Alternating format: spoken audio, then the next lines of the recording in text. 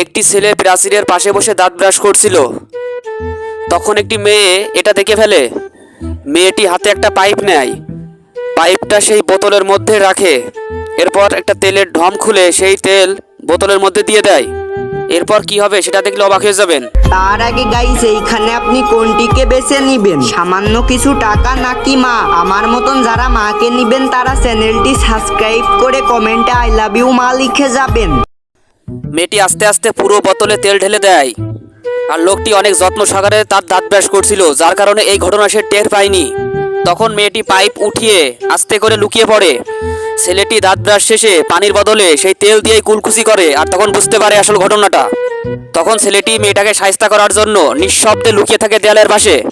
মেয়েটা ছেলেটিকে লুকিয়ে দেখতে গেলে ছেলে তখন তার মুখ থেকে সেই তেল মেয়েটির মুখেই দিয়ে দেয়। এতে আমরা শিক্ষা পাই, অতি চালাকের গলায় দড়ি।